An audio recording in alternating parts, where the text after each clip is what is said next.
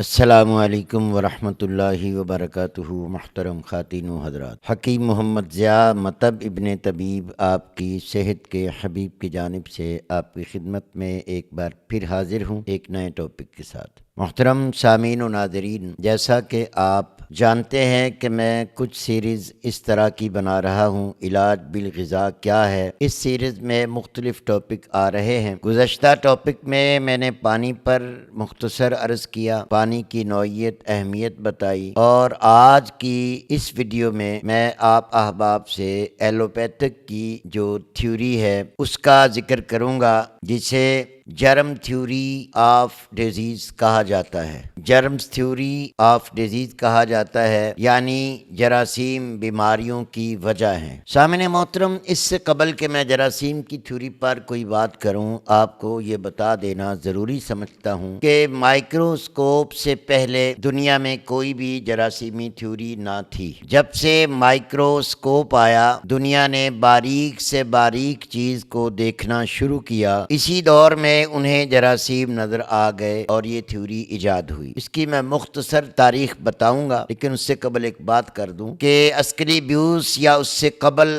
ہزاروں سال سے دنیا آباد ہے، جبکہ کوئی بھی چیز ایجاد نہیں ہوئی تھی۔ اس وقت بھی علاج معالجہ ہوتا تھا، لوگ اپنے اپنے نظریے کے تحت علاج کرنے کی کوشش کرتے تھے، اپنے اپنے فلسفے کے تحت سوچ بچار کر کے ہر طرح سے اپنی زندگی کو بچانے کا دفاع دنیا کر رہی تھی اور کرتی چلی آ رہی تھی۔ قبل ماڈرن میڈیکل سائنس کے ارسطو، افلاطون، بقراط، جالینوس و دیگر حکمائے کرام اپنی تھیریز کے تحت رد و بدل کرتے آ رہے تھے، لیکن ان کا جو قانون تھا، آپ یاد رکھیں، قانون کب بنتا ہے؟ جب کسی نظریے کو انسان آزماتا ہے، اس پہ بار بار تجربات کرتا ہے، اور اس تجربات کے دو نتیجے نکلتے ہیں، ایک ہاں میں اور ایک نہ میں۔ کسی بھی نظریے کو پیش کرنے کے لیے ان دو نتیجوں کا انتظار ضروری ہوتا ہے ہر فلسفی کے لیے۔ اگر تو وہ نظریہ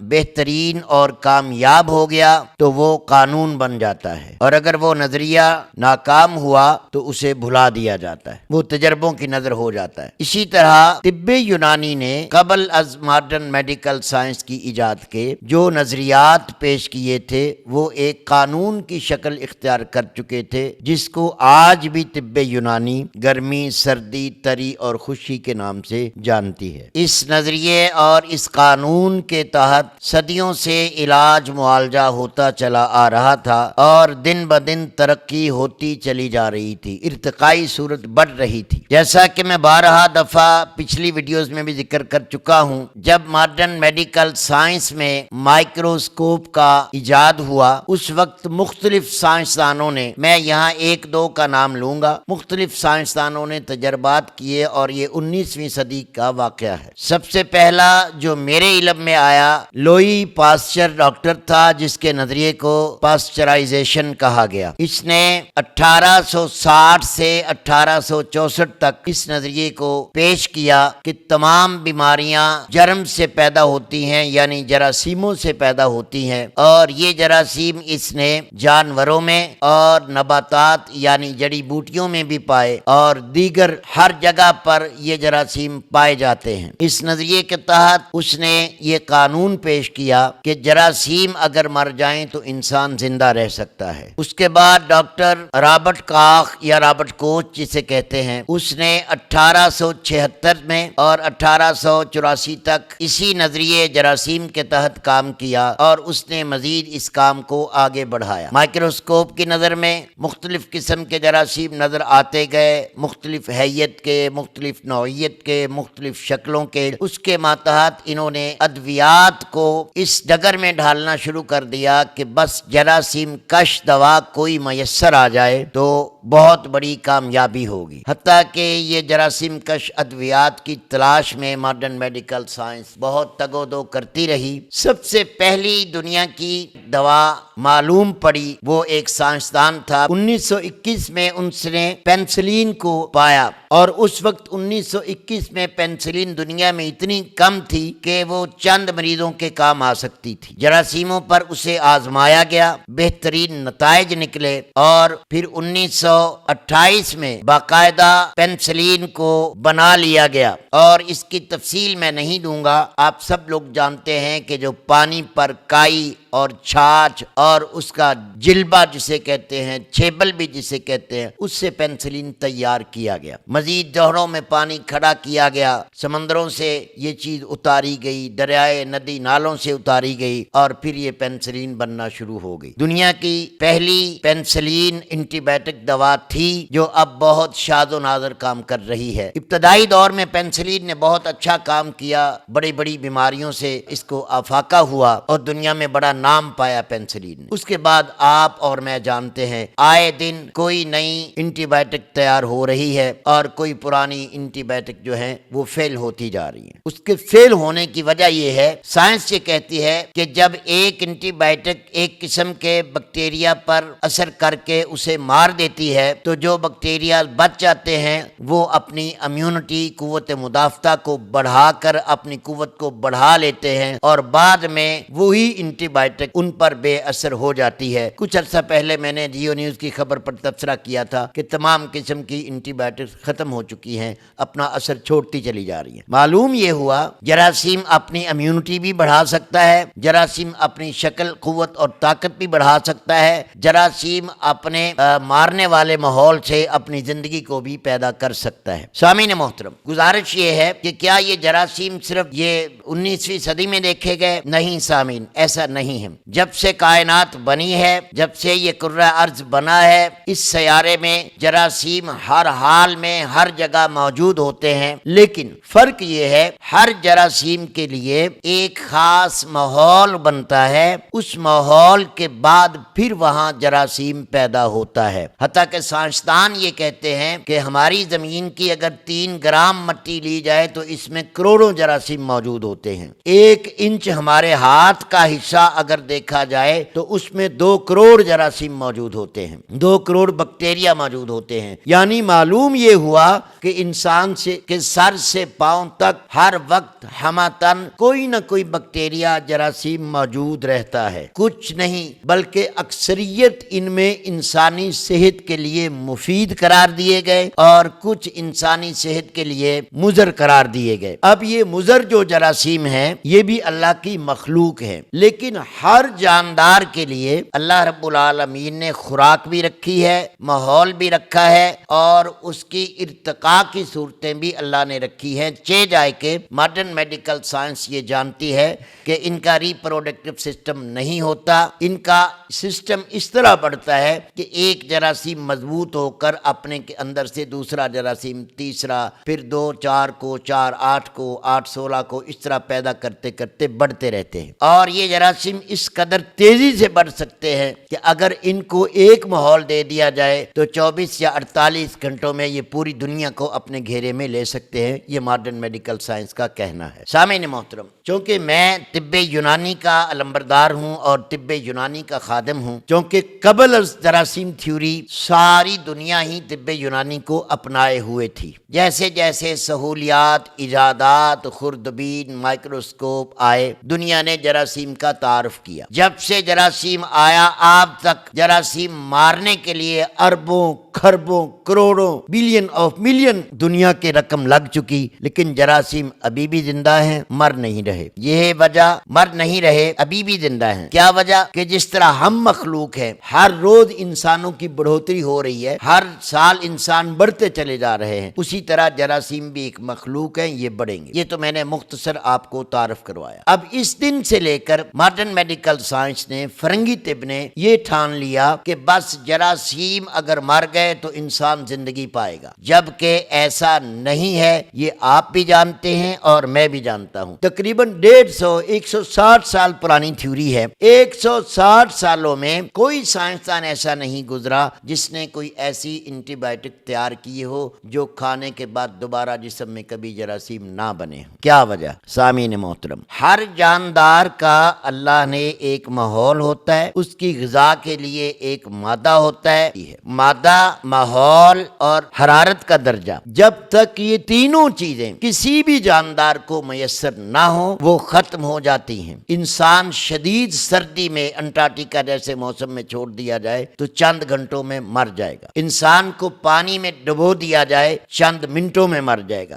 انسان کو آگ میں پھینک دیا جائے چند سیکنڈوں میں جھلس کر تباہ ہو جائے گا۔ اسی ہی طرح کسی بھی جراثیم کو اپنی گروتھ، اپنی ترقی، اپنی ارتقاء کے لیے چاہے وہ جڑی بوٹیوں میں ماحول ملے، جانوروں میں ماحول ملے، رہائشوں میں ماحول ملے، برتنوں میں ملے، دودھ میں، کھیر میں، لسی میں، دہی میں، چاول میں، سالن میں، جہاں کہیں بھی ماحول ملے یہ جراثیم گروتھ کر جاتا ہے، کیونکہ جراثیم جو ہے یہ ہائیڈروجن اور ایسڈ سے بنتا ہے۔ کاربن اور ہائیڈروجن جب داخل ہو جاتے ہیں، جیسے ہم نے دودھ رکھا کچھ گھنٹے پڑا رہے، اعتدال سے حرارت جب بڑھے گی تو اس میں بیکٹیریا داخل ہو جائے گا، ایسڈ داخل ہو جائے گا، اس سے پھر ذرا ذرا بلبلے بنیں گے، ان بلبلوں سے پھر آگے ان کی بڑھوتری ہوگی، پھر جب بیکٹیریا پیدا ہو جائے گا پھر اس میں کھٹاس کی بو آئے گی، جب حد سے زیادہ پڑا رہے گا اسی دودھ کے اندر تیزاب جیسی، شراب جیسی بو آئے گی، پھر اس سے زیادہ جب وقت گزرے گا تو اس کے اندر کریمی کلر کے کیڑے پیدا ہو جائیں گے، آپ دیکھیں گے کہ وہ اسی طرح کا کیڑا پیدا ہو گیا۔ اسی طرح آپ نے دیکھا ہوگا بڑے جو کیڑے مکوڑے ہوتے ہیں گھاس کے رنگ کے، پتوں کے رنگ کے، ٹہنیوں کے رنگ کے، یعنی ہر ماحول میں وہ اپنے آپ کو چھپانے کی کوشش کرتا رہتا ہے، یہ جراثیم ہے۔ اب جراثیم کی اقسام کیا ہے؟ اس میں فنگل بھی ہے، اس میں وائرس بھی ہے، اس میں بیکٹیریا بھی ہے۔ چونکہ بیکٹیریا بہت بڑا جو ہے اس کی قد و قامت ہے وائرس کے مقابلے میں، اگر بیکٹیریا جو ہے یہ ہاتھی کی شکل کا سمجھ لیا جائے تو وائرس جو ہے یہ چوہے کی شکل کا نظر آئے گا، یہ سائنس کہہ رہی ہے۔ یعنی وائرس جو ہے یہ بیکٹیریا سے بہت چھوٹا ہے، آج تک مائکروسکوپ میں بیکٹیریا کے سوا وائرس کو نہیں دیکھا گیا، اس لیے ماڈرن میڈیکل سائنس نے وائرل امراض کو لا علاج قرار دے دیا، اور بیکٹیریا کو بھی یاد رکھیں ماڈرن میڈیکل سائنس کور نہیں کر پا رہی، بیکٹیریل امراض کو بھی ماڈرن میڈیکل سائنس کور نہیں کر پا رہی، جس کے چند ثبوت میں دینے کے لیے تیار ہوں۔ تمام جلدی امراض ماڈرن میڈیکل سائنس عارضی کور کرتی ہے، مستقل نہیں۔ کیل، مہاسے، چھائیاں، تمام قسم کے چنبل، دھدر، خارش، پھوڑا، پھنسی، یہ تمام بیکٹیریل ہیں، یہ کور نہیں ہوتے۔ بواسیر بیکٹیریل ہے، کاٹ کے مسے پھینک دیں گے، کور نہیں کر پائیں گے۔ فشر بیکٹیریل ہے، علاج نہیں کر پائیں گے۔ فسچولا یہ بھی کور نہیں ہوتا۔ اب اس کے علاوہ اگر تو ساری دنیا کی بات ایک جگہ پر اس پلیٹ فارم پہ کھڑی ہے کہ جراثیم کے سوا بیماری پیدا نہیں ہوتی، میرا ماڈرن میڈیکل سائنس سے یہ سوال ہے، جن امراض کا میں نے نام لیا یا جن کا میں نام لینے والا ہوں، سنیے، درد جوڑ کا مستقل علاج نہیں، بخار کا مستقل علاج نہیں، زکام کا مستقل علاج نہیں، سفید موتیا ہو علاج نہیں، کالا موتیا ہو علاج نہیں، سر کے بال جھڑ گئے علاج نہیں، وقت سے قبل سفید ہو گئے، میں علاج سے مراد یہ کہہ رہا ہوں ان کا کوئی جراثیم ایجاد نہیں ہوا، موٹاپے کا کوئی جراثیم نہیں، دبلے پن کا کوئی جراثیم نہیں، hepatitis C B D A تک کوئی جراثیم نہیں، ڈینگی کا کوئی جراثیم نہیں، ملیریا کا کوئی جراثیم نہیں، یعنی ایسی سینکڑوں امراض میں گنوا سکتا ہوں کہ جن کا اس جراثیمی تھیوری کے اندر 150 پونے 200 سال تک کوئی علاج نہیں نکلا۔ معلوم یہ ہوا میرے محترم خواتین و حضرات کہ یہ جراثیمی تھیوری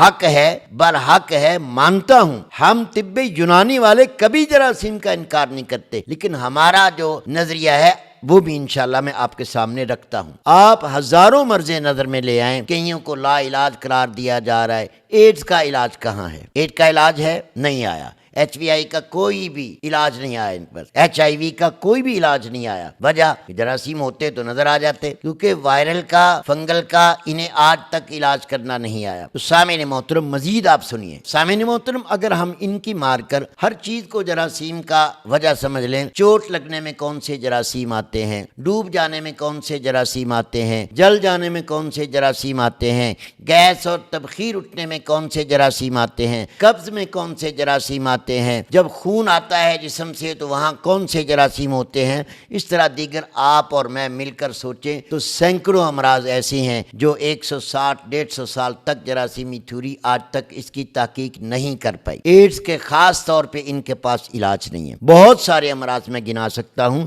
آپ کا وقت ضائع نہ ہو، میں نے اشارہ کیا۔ سامعین محترم یہ تو تھی وہ باتیں جو جراثیمی تھیوری کے ماتحت میں نے آپ کو بتا دیا کہ تقریباً 150 سال ہو چکا ہے اس تھیوری کو، وہ آج تک کن امراض میں ناکام ہے، ان میں سے چند میں نے گنوا دی، اور ہزاروں امراض ایسے ہوں گے جو آپ کے مریض تڑپ تڑپ کر مر گئے لیکن یہ کور نہیں کر پائے۔ سینکڑوں ہزاروں انہوں نے اینٹی بائیوٹک بنائی لیکن وہ علاج نہیں کر پا رہے۔ معلوم کیا ہوا، علم کیا ملا، ابن طبیب آپ کو کیا بتا رہا ہے کہ جراثیمی تھیوری ٹھیک ہے لیکن جراثیم تمام قسم کے اینٹی بائیوٹک کو اب بے اثر کر چکے ہیں۔ اب یا تو ان کو اینٹی بائیوٹک کے لیے پوری دنیا چھاننی پڑے گی، ایک وقت آئے گا اس وقت بھی ان کی اینٹی بائیوٹک بے اثر ہو جائیں گی۔ میں ایڈوانس بتا رہا ہوں، جتنا مرضی زور لگا لیں، جب تک یہ ماحول کو، مادے کو اور درجہ حرارت کو ماڈرن میڈیکل سائنس نہیں جانے گی، اگر آج نہیں جان رہی تو انشاءاللہ یہ میری ویڈیو آپ تک امانت پڑی رہے گی۔ کوئی دور آئے گا آپ یہ سنیں گے کہ ہاں وہ شخص ٹھیک کہہ گیا تھا۔ اب مادہ، ماحول اور حرارت اس پہ آ جائیں۔ کہیں آپ پانی کھڑا کر دیں، جیسے میں نے دودھ کی مثال دی، آپ چاول، روٹی، سالن کے باسی ہونے میں، جراثیم ڈلنے میں آگے بڑھتے جائیں، آپ کو پتہ چلے گا۔ ایک جگہ پانی کھڑا ہے، پہلے دن اس کا رنگ کیا ہوگا، دوسرے دن، تیسرے دن، چوتھے دن پھر مچھر پیدا ہو گیا، پھر اس میں مینڈک پیدا ہو گئے، پھر اس میں کچھوے پیدا ہو گئے، قسم قسم کے بڑے جانور بھی پیدا ہو رہے ہیں، جراثیم بھی پیدا ہو رہے ہیں۔ اب ماحول کیا ہے دیکھیے گا، مچھر پہ آ جائیں۔ سخت سردی میں مچھر آپ کو نہیں ملتا، مسئلہ مچھر بھی تو ایک قسم کا جراثیم ہی ہے نا، جانور ہی ہے۔ میں بڑے کی مثال دے رہا ہوں، چھوٹے تو خود بین سے دیکھیں۔ اچھا، مچھر سخت سردی میں نظر نہیں آتا، اڑ گیا، کیوں؟ اس کا ماحول نہیں رہا۔ سخت گرمی میں نظر نہیں آتا، کیوں؟ ختم ہو گیا، اس کا ماحول نہیں رہا۔ اسی طرح جسم کے اندر ہو، جسم کے باہر ہو، جانور کے اندر ہو یا جڑی بوٹیوں کے اندر ہو، کوئی بھی جرمز ہو، کوئی بھی جراثیم ہو، جتنا بھی چھوٹا ہو جو نظر آ رہا ہے، اس کا ماحول جب آپ بدل دیں گے تو وہ جراثیم مر جائے گا یا ختم ہو جائے گا۔ اب ماحول کیا ہے؟ انسان کے جسم کے اندر جب کہیں بھی کوئی جراثیم کی ابتدا ہوتی ہے، سامعین محترم سمجھ لیجئے، وہاں پر پہلے کاربن جمع ہوتا ہے۔ میں اپنی تھیوری کو چھوڑ کر ایک عام فہم زبان بتا رہا ہوں۔ جس جگہ پر بھی آپ کو سوزش کی ابتدا ہوگی، حضرت جالینوس رحمہ اللہ تعالی اور حضرت ابو علیہ سینا رحمۃ اللہ علیہ تعالی، ان کا قول ہے کہ جب آپ کے خون کی مجاری میں، یعنی جہاں سے خون گزر رہا ہے، اس جگہ پر جب کہیں بھی خون کی رکاوٹ ہوگی تو وہاں کاربن جائے گا، راستے بند ہوں گے، اور پھر وہاں سوزش، ورم، خارش، اس قسم کی انفلومیشن جسے آپ کہہ لیتے ہو، وہ چیزیں پیدا ہونا شروع ہوں گی۔ ان چیزوں کو، ان رکاوٹ کو دور کرنے کے لیے طبیعت مدبرہ بدن، قوت مدافعہ بدن، امیونٹی فورس وہاں رطوبات کا ترشا گراتی ہیں، یعنی جہاں خون کی گرمی پہنچ رہی ہے نا رکاوٹ کی وجہ سے، اس گرمی کو دور کرنے کے لیے طبیعت وہاں ترشا کرتی ہے رطوبات کا، الکلی کا، کھار کا، بلغم کا، کچے خون کا۔ جب وہ ترشا زیادہ ہوتا ہے تو یا تو وہ کاربن خون کے دباؤ سے اعتدال پہ آ کے گزر جاتا ہے اور جان چھوٹ جاتی ہے، یا پھر کاربن اور خون رکا رہتا ہے، سوزش اور حرارت اور گرمائش بڑھتی رہتی ہے، رطوبت کے ساتھ پھر پھلاؤ شروع ہو جاتا ہے، جیسے ورم آ جاتے ہیں، جیسے بیری ہو جاتا ہے، جیسے اماس ہو جاتا ہے، تہوج ہو جاتا ہے، گڑے پڑنے لگ جاتے ہیں۔ وہ رطوبت جب جہاں زیادہ دیر ٹھہر جائے اور اس رطوبت کے اندر اس خون کی رکاوٹ سے حرارت اور اس کاربن سے تدابیت کا اثر ہو جائے تو پھر محترم خواتین و حضرات طب یونانی اقرار کر رہی ہے کہ وہاں جراثیم کی ابتدا ہو جائے گی۔ اب آگے اس مواد کے اندر بیکٹیریل امراض ہوں گے تو بیکٹیریا پیدا ہوگا، وائرل امراض ہوں گے تو وائرس پیدا ہوگا، فنگل امراض ہوں گے تو فنگس پیدا ہوگا۔ یہ میرے محترم آپ نظریے کے بھی سمجھ لیجیے، فنگل جو ہے یہ اعصابی ہے، وائرس جو ہے یہ غدی ہے، اور بیکٹیریل جو ہے یہ عضلاتی ہے۔ ان تین کے علاوہ چوتھی کوئی مرض نہیں۔ اب ہم مان رہے ہیں کہ اعصابی فنگس ہو سکتی ہے، فنگل ہو سکتا ہے، وائرل غدی ہو سکتا ہے، اور آپ کے بیکٹیریل جو ہیں وہ بیکٹیریا پیدا کر سکتے ہیں۔ یہ طب یونانی کہہ رہی ہے، لیکن آگے آئیے، اب طب یونانی یہ کہتی ہے کہ پہلے وہ ماحول دور کریں۔ جیسے ہی سوزش آتی ہے، درد ہوتی ہے، ماڈرن میڈیکل سائنس وہاں حرارت نہیں پہنچاتی اس کاربن کو، اس سوزش کو اتارنے کے لیے، جبکہ طبیعت اندر سے وائٹ بلڈ سیل بڑھا کر، جو کہ جگر کے ماتحت پیدا ہوتے ہیں۔ ماڈرن میڈیکل سائنس کے چہتوں کو میرا چیلنج ہے، جب بھی کوئی بیکٹیریل امراض عروج پہ جاتا ہے، جب کی کوئی سی بی سی ڈسٹرب ہو جاتی ہے، جب بھی کوئی بیکٹیریا اندر گھر کر لیتا ہے، تو اس کی سی بی سی میں ڈبلیو بی سی بڑا ہوا آتا ہے۔ ڈبلیو بی سی کیا ہے؟ آپ کے گلینڈ کا مواد ہے، آپ کے جگر کا مواد ہے، جو کہ گرم ہوتا ہے۔ وہ اس لیے رپورٹوں میں بڑھتا ہے کہ اسے مزید بڑھا کر گرمائش باہر سے، خوراک سے، دوا سے، ماحول سے گرمائش دے کر اس کو ختم کر دیا جائے۔ اور یہ سوزش میں کیا کرتے ہیں؟ برف کی پٹیاں کرتے ہیں بخار میں بھی، اور برف کی جو ٹکور کرتے ہیں جوڑوں کے درد میں بھی۔ فروزن شولڈر ہو جائے تو برف کی ٹکور کریں، گھٹنے سوج جائیں تو برف کی ٹکور، یعنی جہالت ہے۔ جہاں پہلے ٹھنڈک بڑھ کر سوزش آ رہی ہے، اس ٹھنڈک کو اور بڑھا کر پھر یہ سٹیل کے گھٹنے ڈالتے ہیں، پھر یہ ٹیکے لگاتے ہیں، دیگر آپ کو کہانیوں کا پتہ ہے، میں مختصر عرض کر دوں۔ سامعین محترم، اب ماحول میں پہلے رطوبت آئی، جیسے میں نے پانی کی مثال دی، ماحول میں رطوبت آنے کے بعد پھر بیکٹیریا داخل ہوا، پھر مختلف قسم کے جراثیم، بیکٹیریا، وائرل، وائرس، فنگل جو بھی ہے وہ بڑھتے چلے جائیں گے۔ انہوں نے اب وہ فنگل ہو، وائرل ہو یا بیکٹیریا ہو، انہوں نے مختلف قسم کی اینٹی بائیوٹک بنا لی ہیں کہ اس کا اتنے منتھ کا کورس ہے، اتنے دن کا، منتھ کا نہیں، ہفتوں کا کورس، 1 ہفتے کا کورس ہے، 2 ہفتے کا کورس ہے، 21 دن کا یا 28 دن کا۔ سامعین محترم، میں نے مان لیا اینٹی بائیوٹک بہت اچھی چیز، بہت زبردست، لیکن یاد رکھیے اینٹی بائیوٹک نے جا کر آپ کے اس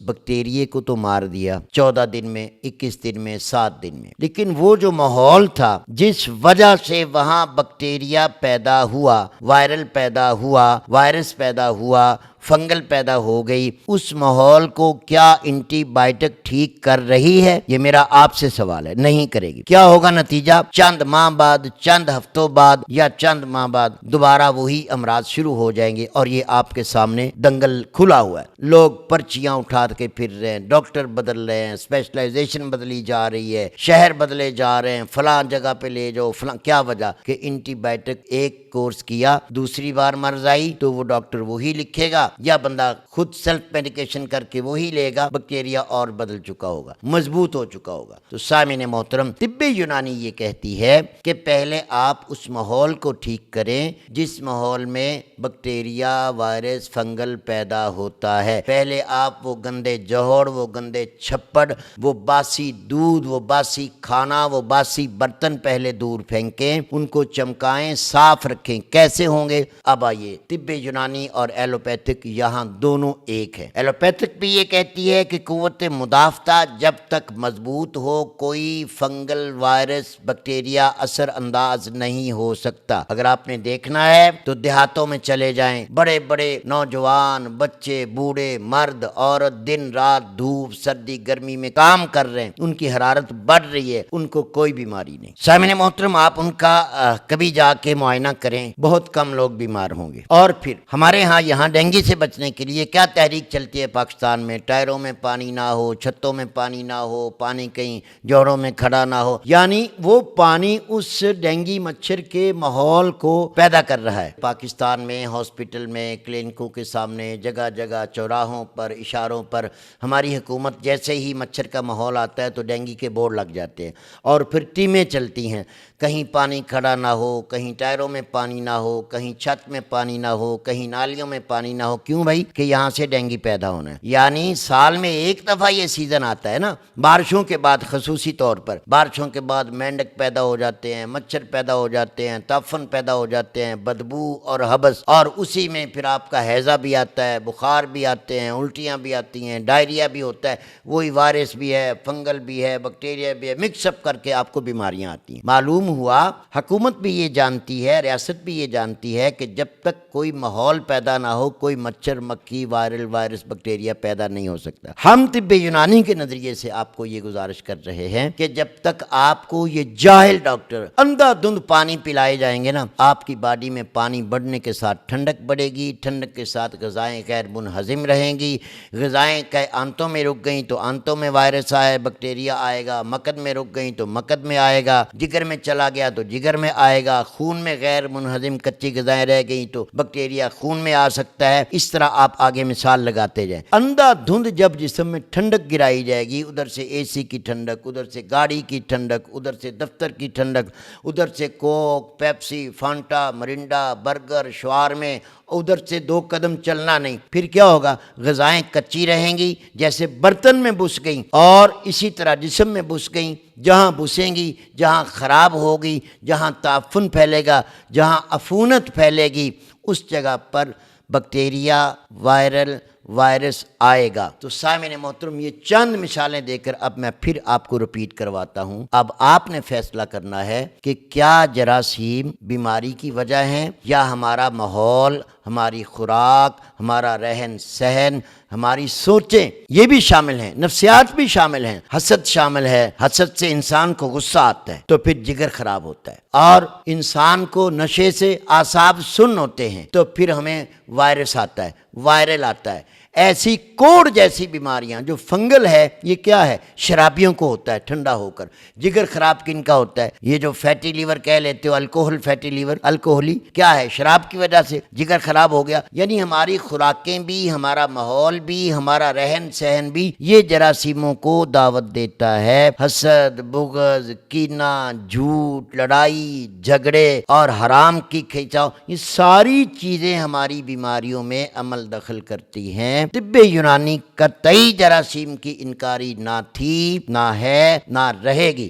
لیکن پھر واپس آتا ہوں، کیا اینٹی بائیوٹک کام کر رہی ہیں؟ نہیں کر رہی۔ آئندہ کریں گی؟ کبھی نہیں کریں گی۔ کیا کرنا چاہیے؟ اب تو اینٹی بائیوٹک آپ لوگوں نے جانوروں کو بھی لگانا شروع کر دی۔ اب اس حد تک بیماریاں بڑھ گئی ہیں کہ جانوروں کی بیماریاں، مرغیوں کی بیماریاں، گائے بھینس کی بیماریاں۔ جی سامعین محترم، اب آپ نے دیکھا نہیں کہ اینٹی بائیوٹک جو انسانوں کے لیے بنائی گئی تھی وہ بے حس ہو گئی ہیں، بیکار ہو گئی ہیں۔ اب کیا کر رہی ہے ماڈرن میڈیکل سائنس؟ جو جانوروں کے لیے اینٹی بائیوٹک بنائی گئی تھیں وہ انسانوں کے لیے اب یوز ہو رہی ہے۔ آپ کو بتایا نہیں جا رہا۔ یہ جو ارلی ڈیتھ ہوتی ہے نا، یہ جانوروں کی اینٹی بائیوٹک لگائی جاتی ہے۔ پاکستان میں سب سے زیادہ 2 نمبری ہے۔ غیر ملکوں میں تو اینٹی بائیوٹک بھی سوچ سمجھ کر دیتے ہیں، پیناڈول بھی سوچ سمجھ کر دیتے ہیں، یہاں تو اندھا دھند کام چل رہا ہے۔ تو سامعین محترم، اب دیکھیں طب یونانی، پھر میں ذکر کر دوں، جراثیم کی قائل ہے، لیکن جراثیم کے پیدا ہونے کی وجہ ہو۔ جس بندے کی، اب آ جائیں، امیونٹی کمزور ہو، نقل و حرکت کمزور ہو، بہت ٹھونسنے اور کھانے پینے کا عادی ہو،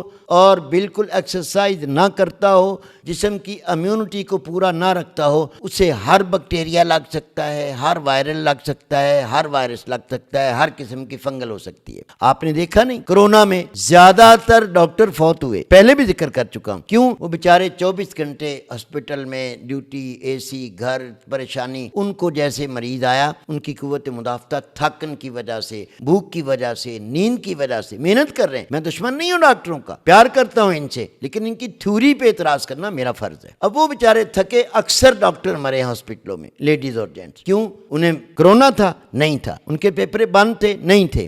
ان کی امیونٹی کمزور ہوئی تو کھڑے کھڑے انہیں بھی موت آ گئی۔ اسی طرح جہاں کہیں بھی آپ جاؤ گے، جس جگہ بھی آپ جاؤ گے، وہاں کا ماحول بدلے گا، وہاں کی خوراک بدلے گی، وہاں کا بہت کچھ بدل جائے گا، تو آپ کو بیماریاں آئیں گی۔ جی سامعین محترم، اکثر مریض میرے پاس آتے ہیں پراڈوں پر، پجاروں پر، گاڑیوں پر، کھاتے پیتے، ذمہ دار، جج، وکیل، ان کی فیملیاں کھاتے پیتے گرانے، صحت مند، ہر چیز کی کمی کوئی نہیں، لیکن پھر بھی بیمار ہیں۔ رپورٹس اٹھائی ہوئی ہیں، کیا وجہ؟ نہ ان کو کھانے پینے کا ڈاکٹر بتاتا ہے، نہ ان کو ماحول کا ڈاکٹر بتاتا ہے، بس یہ گولیاں دوائیاں کھا لو اور جو مرضی کرو۔ یہی وجہ ہے، یہی میری جنگ ہے کہ آج اس تھیوری کو دنیا نے دیکھا کہ فیل ہو رہی ہے، فیل ہوتی جا رہی ہے، اور انشاءاللہ العزیز چند سال باقی ہیں، جراثیم تھیوری کے پلے کچھ نہیں رہے گا۔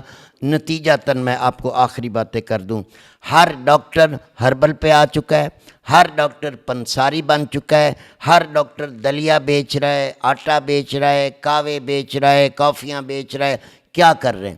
کوئی مورنگا بیچ رہا ہے، کوئی سنڈ بیچ رہا ہے، کوئی ادرک بیچ رہا ہے، کوئی آملہ بیچ رہا ہے، کوئی ترفلا بیچ رہا ہے۔ کیا ہے یہ تو ہربل ہے نا، نیچرل ہے۔ لیکن یہاں بھی میں آپ کو اطلاع دے دوں، خدا کی قسم کھا کر کہہ رہا ہوں، آج آپ کو یقین آئے نہ آئے لیکن میں نے اپنا حق ادا کرنا ہے۔ خدا کی قسم کھاتا ہوں، پاکستان میں کوئی ایک ڈاکٹر نہیں ہے جو علاج بالغذا کو سمجھتا ہو۔ آپ کو دھوکہ دے رہے ہیں، آپ کو نیوٹرسٹ بن کے فیسیں لے رہے ہیں، انہیں کوئی پتہ نہیں گرمی کا، سردی کا، تری کا، خشکی کا۔ جاہل ہیں، جاہل رہیں گے اور جاہل ہی مر جائیں گے، ضد میں، ہٹ درمی میں۔ ہاں، جو لوگ مان کر چلیں گے نا، میں تو اتفاق چاہتا ہوں کہ ڈاکٹر اور فاضل طبیب مل کر کام کریں، ریاست ہمارا ساتھ دے، ہم سینکڑوں نہیں اربوں روپیہ ماہانہ بچا سکتے ہیں، اربوں روپیہ جو زر مبادلہ ادویات پہ لگتا ہے۔ ان کو تو نیوٹریشنسٹ جو ہیں انہیں سمجھایا ہی نہیں جاتا، انہیں تو صرف وٹامن بتائے جاتے ہیں، فلاں میں سی ہے، بی ہے، 12 ہے، اے ہے، کے ہے، ای ہے، بس اس کے سوا کچھ نہیں۔ گرمی، سردی، خشکی، تری، جب تک جراثیم اس وقت تک زندہ رہیں گے جب تک ڈاکٹر غذا کے مزاج کو نہیں سمجھے گا۔ قیامت آ جائے گی، جراثیم نہیں مریں گے۔ کیا آپ جانتے ہیں کہ تمام قسم کی امراض میں ایک ہی قسم کی اینٹی بائیوٹک دوا کام کر سکتی ہے؟ کبھی بھی نہیں، کسی وقت بھی نہیں ہوگا۔ اب سب سے بہترین اینٹی بائیوٹک بھی جب بے اثر ہو چکی ہیں تو معلوم یہ ہوا کہ جراثیموں کے مزاج بھی میں بتا چکا ہوں۔ کوئی اعصابی جراثیم ہوں گے، کوئی غدی جراثیم ہوں گے، کوئی عضلاتی جراثیم ہوں گے۔ کسی کو چونا مارے گا، کسی کو گندک مارے گی، کسی کو نمک مارے گا۔ نمک تو انہوں نے ویسے روک دیا۔ اب یاد رکھیے گا، زندگی بھر کبھی نمک میں جراثیم نہیں ڈلتا، زندگی بھر کبھی گندک میں جراثیم نہیں زندہ رہتا، زندگی بھر کبھی چونے میں جراثیم زندہ نہیں رہتا۔ گندک گرم اور خشک ہے، چونا انتہائی تر اور سرد ہے، اور نمک جو ہے وہ گرم اور تر ہے۔ یعنی یا تو انتہائی سردی کے ماحول میں جراثیم مرتا ہے، جیسے آپ نے فریزر میں کوئی چیز رکھ دی، سال بعد بھی نکالو تو ٹھیک ہے، یا تو سخت سرد ہوتی ہے اینٹی بائیوٹک جو ہارٹ اٹیک کا سبب بنتی ہے، جوڑوں کی درد اور سوجن کا سبب بنتی ہے، مائیگرین کا سبب بنتی ہے، کالے موتی کا سبب بنتی ہے۔ یہ سوداوی ادویات ہوتی ہیں۔ یا تو انتہائی گرم ہوتی ہیں جو انسان کے گلینڈ کو پھلا کر موٹا اور دمبا بنا دیتی ہیں، یا انتہائی اتنی گرم تر ہوتی ہیں کہ انسان کے لبے کو پگھلا کر شوگر کا بھی سبب بن جاتی ہیں۔ یہ وہ کچھ میسج تھا جو میں نے آپ کو دینا تھا۔ اس سے اگلی گفتگو اگلی ویڈیوز میں کروں گا۔ میں نے آپ کا بہت وقت لیا، لیکن یاد رکھیے یہ محنت میں آپ کے لیے کرتا ہوں۔ انشاءاللہ اگلی ویڈیوز کا موضوع آپ کو بتا کر پھر لاؤں گا۔ انہی الفاظوں کے ساتھ حکیم محمد ضیاء مطب ابن طبیب آپ کی صحت کے حبیب کو اجازت دیجیے۔ السلام علیکم ورحمۃ اللہ وبرکاتہ۔ مطب ابن طبیب پر free online check up کیا جاتا ہے۔ ابھی ہمارے واٹس ایپ نمبر پر رابطہ کریں اور گھر بیٹھے اپنا مزاج معلوم کریں۔ اپنے مزاج کے مطابق غذائی چارٹ یا دوا کا کورس منگوائیں۔ آئیں فطری اور قدرتی طریقہ علاج کی طرف مطب ابن طبیب کے ساتھ۔